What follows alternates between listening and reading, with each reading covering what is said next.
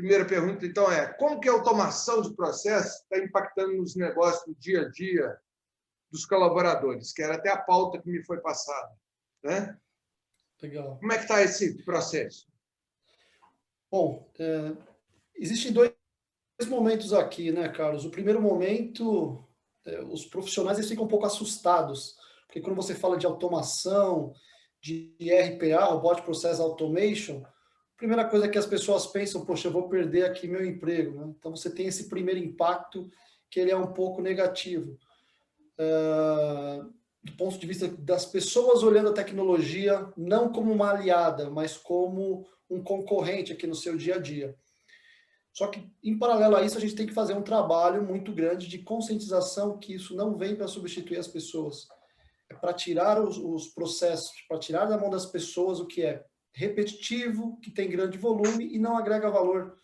Porque isso a gente pode colocar aqui um robô, uma automação para fazer esse trabalho que tem grande volume, extremamente manual, que tem regras muito bem estabelecidas e focar atividades das pessoas no que é mais estratégico. Então, quando as pessoas entendem isso, o mindset muda, eles olham a tecnologia como aliado e passam a colaborar para que o processo seja um sucesso. Então, tem essas duas questões. O primeiro impacto não tão positivo, o segundo impacto ele já é bem positivo, porque as pessoas já olham a ferramenta, esse processo de automação como um aliado do dia a dia, onde as pessoas vão parar de trabalhar no que é extremamente manual, repetitivo, sem valor agregado, para focar um pouco mais no estratégico. Então, isso tem mudado de um cenário negativo para um positivo. Retrospectivamente, como é que tem sido esse processo de automação no Brasil? Até chegar a hoje. Ou a gente até tem chegar, aí, na verdade, Carlos, a 2019, que realmente muda completamente o cenário produtivo brasileiro. Né? Como é que você conta essa história? Bom, acho que a gente começou isso muito forte em tecnologia. Então, a gente já fala de automação há muito tempo, né? Em áreas industriais, no segmento de tecnologia, você já tem aí automação há um grande tempo.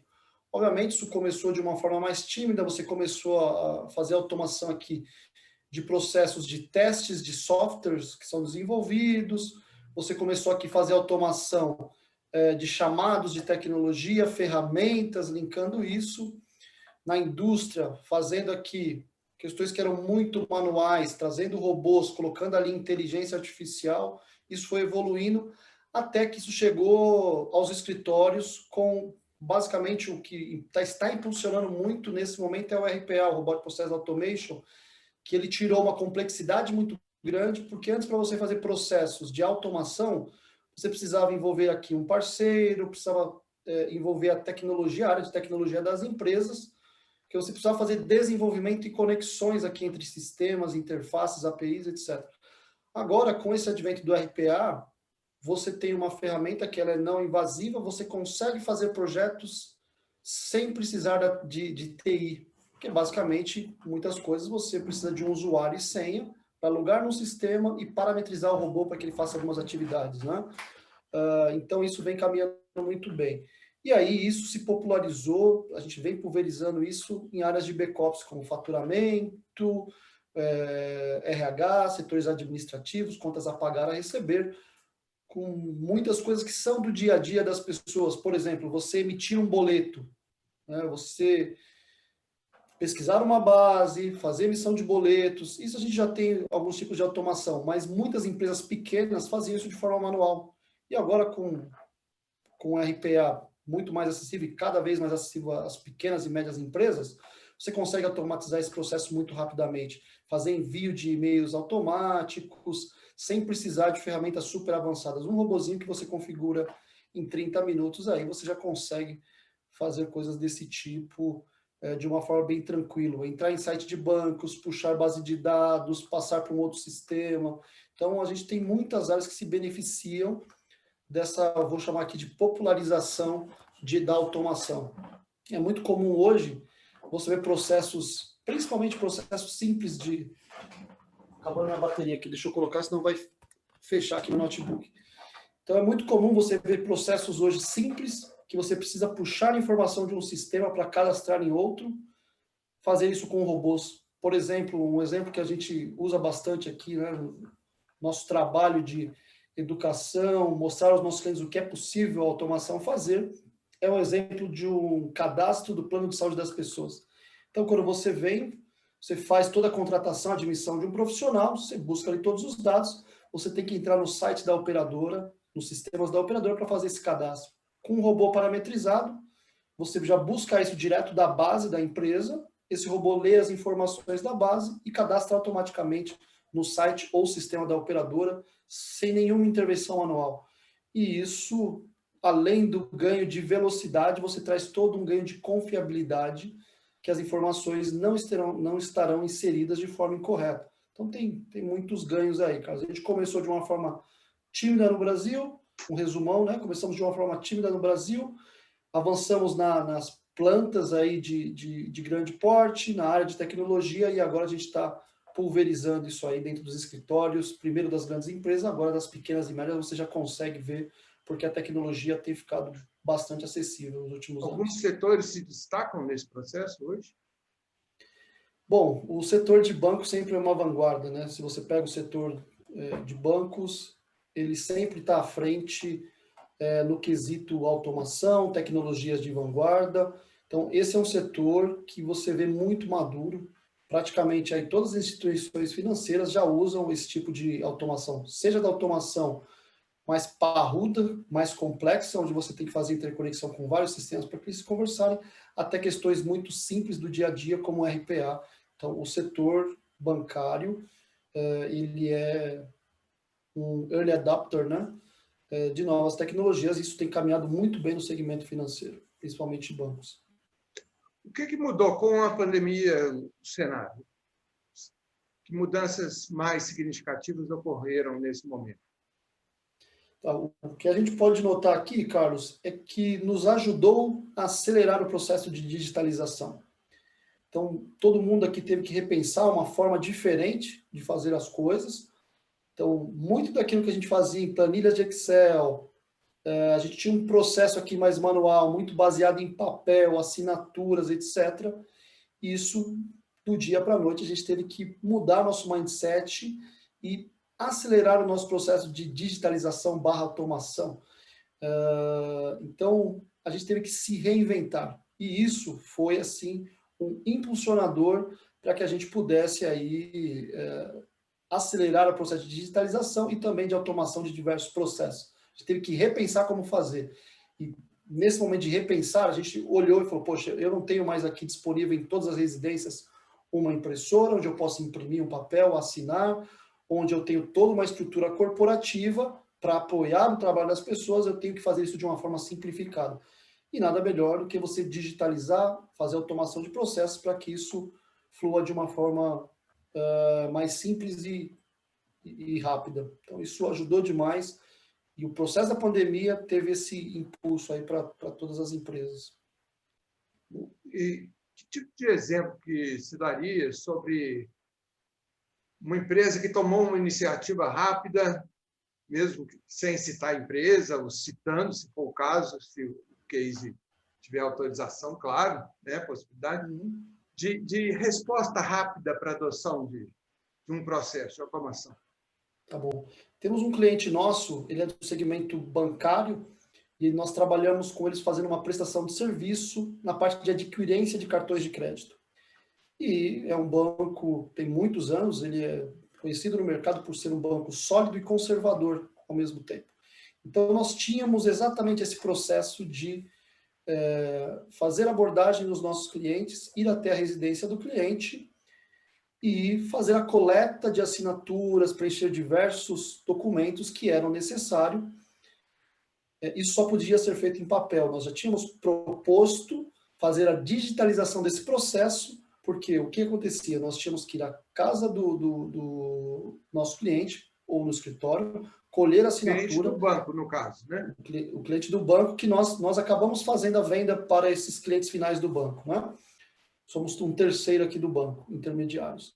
E aí nós íamos até a residência, fazíamos a coleta de todos esses documentos assinados, tirávamos aqui uma cópia de todos esses documentos, trazíamos para o nosso escritório, aqui nós tínhamos os nossos scanners, tínhamos que digitalizar todo esse processo, mandar para o banco e logo depois mandar aqui o documento físico para comprovar que tudo isso tinha sido feito. Com a questão pandemia, isso ficou inviável, porque as pessoas não queriam receber um consultor dentro da sua casa, dentro do seu escritório, por os motivos que a gente conhece aqui de transmissão do vírus. E com isso a gente teve que mudar o nosso processo. E um projeto que ele estava em andamento, mas a passos lentos, nós tivemos que implantar isso em menos de um mês. Então, e aconteceu com muito sucesso, nós ganhamos agilidade, deixamos de trafegar aqui muito material, papel, e temos isso de forma totalmente digital. Então, esse é um bom case de um processo que estava andando, muito lento, provavelmente a gente não aprovaria isso no curto prazo, e com o advento da pandemia, a gente teve que fazer esse processo aqui em menos de um mês, e conseguimos fazer a virada dentro de um mês, e foi um sucesso, a gente conseguiu manter as vendas, não caiu, porque agora a gente faz tudo de forma digital. Que setores estão acordando para esse processo, para as oportunidades desse processo? Eu diria que todos. Vou falar também, quais deveriam estar acordando e não estão percebendo a importância desse processo? Eu diria que todos estão, tá? Alguns mais avançados do que outros.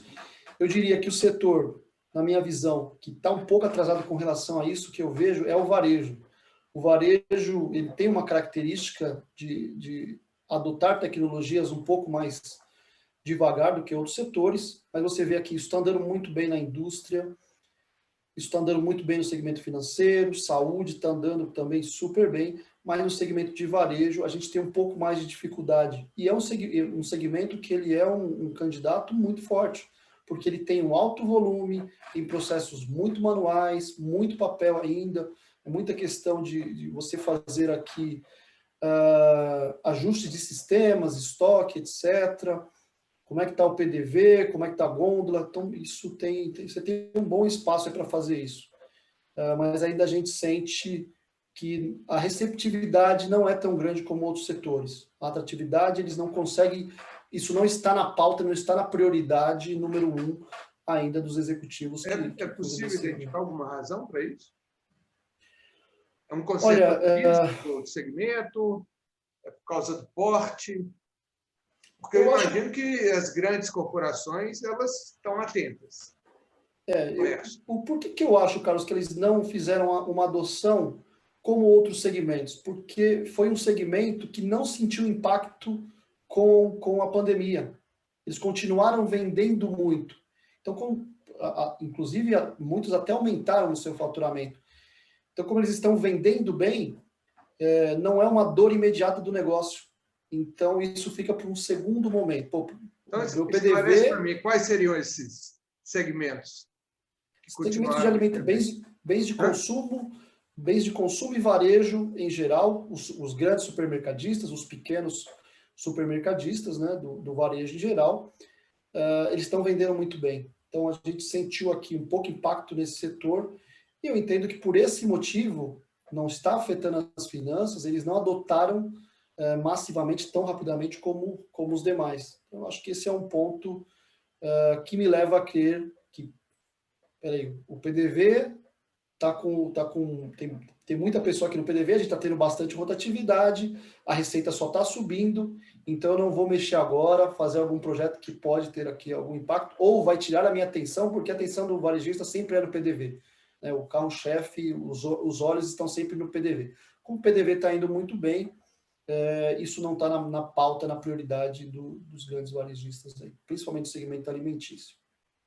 E o futuro? Quais são as perspectivas do RPA para o futuro? Onde estão as oportunidades? Como que a tecnologia vai impactar? Até que ponto que a gente pode imaginar que no futuro vai chegar o futuro em que você faz um pedido, você tira uma latinha da prateleira, o sistema já identifica e já avisa lá para o agricultor para plantar mais tomate? Essa é uma boa. A gente já existe tecnologia disponível para tudo isso, né, Carlos? É que é uma cadeia muito grande. Mas imagina só, a gente pensar aqui em automação RPA, mais IoT, mais Big Data, N tecnologias, exatamente isso que você está comentando. Você tem toda uma cadeia aqui, né? Você tem lá o varejista, você tem os centros de distribuição, você tem aqui os intermediários e o produtor lá na ponta. Imagina se a gente conseguisse ter tudo isso conectado, onde você tem ali um sensor de IoT, né, que em real time ele percebe, ele sinaliza que foi retirado um produto da gôndola, ele abastece toda a cadeia ali do CD, né? E esse CD, os distribuidores que estão abastecendo todos esses CDs, eles recebem essa informação, consolidam, e aí eles já conseguem se conectar com o pessoal que produz, que planta, etc., para conseguir mais matéria-prima, mais insumo, ou mais frutas, legumes, etc. Ou que seja. Isso seria maravilhoso. E eu entendo que isso aqui é a tendência, cara. A gente não tem como fugir disso. Isso vai acontecer em algum momento. Já tem muitas pessoas se movimentando para isso. O ponto complicado disso é que a cadeia é muito grande. E ela está muito pulverizada. Então, isso torna um pouco difícil. Mas você já consegue encontrar aqui tecnologias que elas funcionam num caminho muito parecido. Dá para ser um exemplo, onde você consegue ter a rastreabilidade de um produto que está na gôndola, você consegue ter a rastreabilidade de todo o caminho que ele percorreu, desde o produtor, né, por toda a cadeia que ele passou até chegar no ponto de venda. Então, tecnologia a gente já tem para isso. O ponto é que a complexidade é muito grande porque nós estamos muito pulverizados.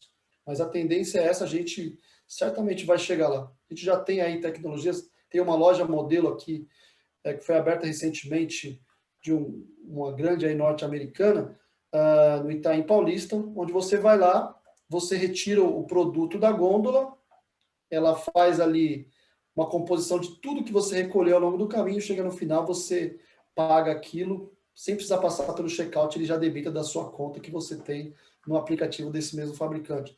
Então, a gente tem coisas fenomenais aí engatinhando, mas certamente isso aí vai fazer parte do nosso dia a dia, né, em pouco tempo, certamente. A questão dos caixas de supermercado está dentro da sua área de atuação? Como é que é a tendência em relação a isso? Os caixas não estão dentro da nossa atuação aqui, né, Carlos? A gente atua pré-PDV, pré-PDV numa das unidades de negócio que a gente tem, que é a C2C, voltada aqui para o mercado de trade marketing. A gente está ali mais voltado para a parte de marketing promocional, abastecimento de gôndolas e ajudar os nossos clientes a gerenciar todo o ciclo de vida ali do produto para que ele não falte dentro do ponto de venda. E aí a gente usa muita tecnologia embarcada para prover informações de qual produto está tendo quebra, não está tendo, o que sai mais, o que não sai, todo um controle de vencimento dos produtos. Então, nesse ponto que a gente está trabalhando, é pré-PDV. Quando chega no PDV, a gente não tem atuado ali com os nossos clientes, não é o nosso core hoje. Esse modelo do self-service tende a dar uma evoluída rápida nos próximos anos? Qual é a sua avaliação? Eu entendo que sim, Carlos. Se você pegar, no Brasil a gente já tem aqui, praticamente todas as redes já estão usando de mercadistas, né? Você tem híbrido, você tem o caixa tradicional e o caixa no modelo self-service. Você vê que a procura pelo modelo self-service ela tem crescido ao longo do tempo. No começo havia uma desconfiança muito grande, tanto dos varejistas, porque eles tinham ali uma preocupação muito grande com perdas, né? Quanto das pessoas de passar ali, não ter habilidade de fazer o processo sozinho, mas isso vem amadurecendo ao longo do tempo e você vê que vem crescendo. Cada vez mais você tem PDVs inteligentes para que você tenha aí um self-atendimento, um autoatendimento. Então, eu entendo que isso vai crescer muito, muito aqui no Brasil ainda. Quando você vai lá para fora, você vê que isso é uma realidade muito grande. Aqui no Brasil a gente está engatinhando ainda, como a gente começou aqui o nosso bate-papo, né? Aqui a gente no Brasil tem aí uma tendência a adotar tecnologias um pouco mais devagar do que a América do Norte, Europa, Índia, por exemplo, que tem uma adoção mais rápida que a Ásia também. Então, isso certamente vai acontecer no curto prazo. Ok. Tem mais alguma observação, alguma coisa que a gente não comentou, não conversou? Eu acho que está bem completo aqui, viu, Carlos? Acho que está bem completo. Acho que um apanhado geral de tudo isso Quando a gente fala de automação, robotização, seja tudo isso, o que é importante notar nisso é que você está falando de não uma ferramenta única, está falando de um contexto onde é importante entender qual a necessidade do negócio para que você consiga montar uma solução que utiliza aqui N tecnologias de distintos fabricantes para entregar um serviço adequado, montar uma solução adequada para o cliente final atender ali o seu negócio. Então, acho que esse é um bom resumo para a gente fechar aí esse bate-papo.